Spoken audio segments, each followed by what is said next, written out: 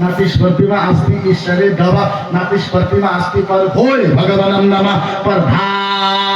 नातिश प्रतिमा अस्ति भक्त भगवान नामा ईश्वरे पर भा नातिश प्रतिमा अस्ति मंदे और किताब लिखा है मुक्ति पूरा हराम एकम ब्रह्मम नमाय पर माताय भगवान कुल हु अल्लाह अल्लाहु लाम यलिद वलाम याकुल लाहु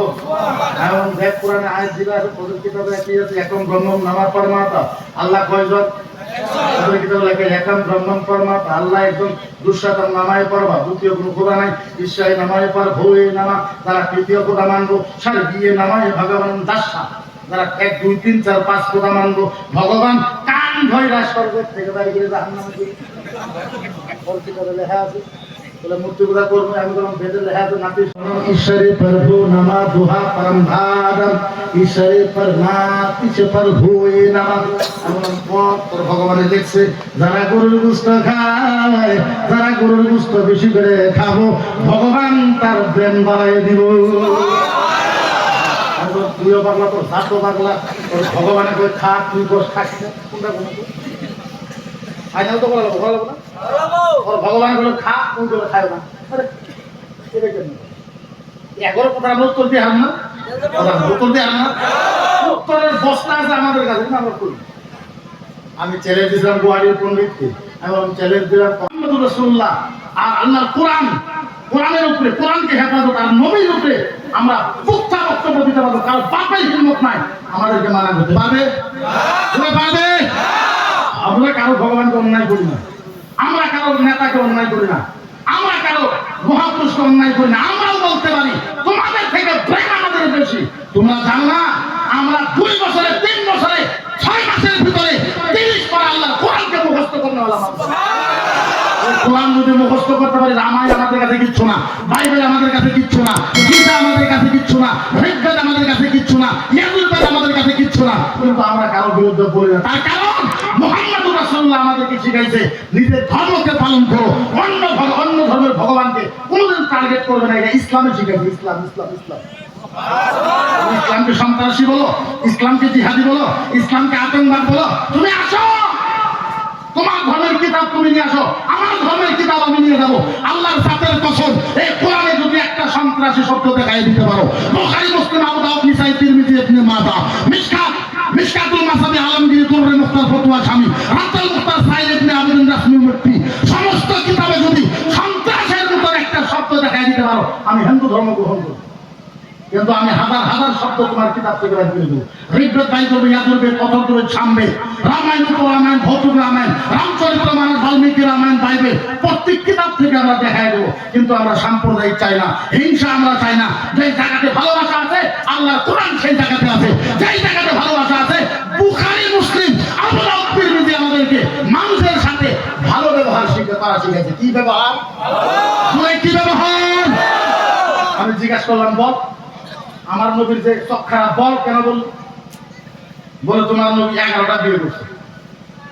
কয়টা বিয়ে 11টা আঙ্গুর নবী 11টা আমি বললাম নবীর যে চোখ খারাপ করলি বল বলে তোমার নবী 11টা বিয়ে করছে যার জন্য তোমার নবীর চোখ খারাপ আমি বললাম এই ভালো কথা তোমার কথায় যুক্তি আছে আমার নবী যদি 11টা বিয়ে করলে আমার নবীর যদি চোখ খারাপ হয় বলো বলো বলো ভগবান শ্রীকৃষ্ণ 16,108টা বিয়ে করছে সহ্য হবে না সহ্য হবে আহারে কেমনে করে বুঝাই ও ভাইরা তোমাদের পায়ে হাত রাখা বলি আমরা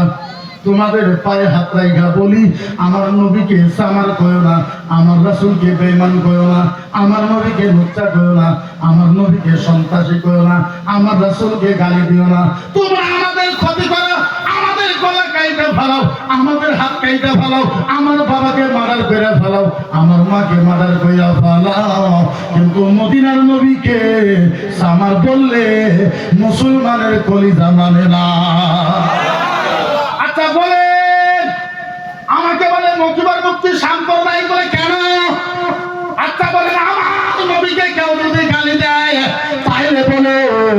ওদের বিরুদ্ধে প্রতিবাদ করা দরকার আছে আমি বললাম আমি সাম্প্রদায়িক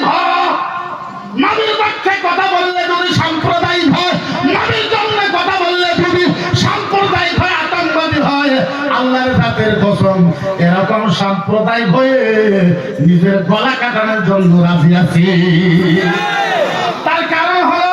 আমার নবীকে কেউ যদি গালি দেয় পাল্টা জবাব মুসলমানের জীবন গেলেও দিবে। এরা ভয় দেখায়, কি দেখায়? ভয় দেখায়। বলে হাতিয়ার আমাদের কাছে আছে, বন্দুক আমাদের কাছে আছে, পিস্তল আমাদের কাছে আছে, কেন্দ্র প্রধানমন্ত্রী আমাদের, গৃহমন্ত্রী আমাদের, শিক্ষামন্ত্রী আমাদের, রাজ্যপাল আমাদের, 19টা রাজ্যতে মুখ্যমন্ত্রী আমাদের, RSS আমাদের, শক্তি আমাদের। আমি কইলাম তোমাদের যতই কিছু থাকতে পারো, তোমরা মানুষকে ফাঁসি দিতে পারো না, তোমরা মানুষকে মার্ডার করতে পারো না। কারণ আমরা জানি ভারতের সুপ্রিম কোর্ট আছে, বাবা ভীমরাও আম্বেদকরের সংবিধান আছে, যার জন্য তোমরা ফাঁসি দিতে পারবে না। কিন্তু একটা কথা মনে রাখো, তোমরা যতই আমাদেরকে ভয় দেখাও, আমরা ভয় কোনোদিনও করি না। তার কারণ হলো আমরা দেখেছি তুমি আর কি প্রধানমন্ত্রী, তুমি আর কত শক্ত প্রধানমন্ত্রী। তোমার বাপের বাপ বাপের বাপ বাপের বাপ, তোমার 14 গোষ্ঠীর বাপ ছিল ফিরআউন, তার সাথেও মুসলমান যুদ্ধ করে বিজয় হয়েছে। তুমি আর কারা? তোমার 14 গোষ্ঠীর বাপ ফিরআউন, তার সাথে মুসলমান যুদ্ধ করেছে, মুসলমান বিজয় হয়েছে। তাও যদি বিশ্বাস না হয়, মুসলমান নবীর বিরুদ্ধে যাইতে পারে না। প্রয়োজন হলে গর্দান কাইতে দিতে পারে, প্রয়োজন হলে নিজে কতল হয়ে যাইতে পারে, নবীর বিরুদ্ধে কথা বলতে পারে না। যদি বিশ্বাস না হয় ইতিহাস উঠায় দেখ, কারবালায় ইমাম হোসেন শহীদ হয়ে গেছে, বেঈমানের হাতে হাত দেয় না। কিসের দিছে? এরা বলে তোমরা আমাদের সাথে পারবা না। আমি বললাম তোমাদের সাথে আমরা যুদ্ধ করতে চাই না, কিন্তু একটা কথা,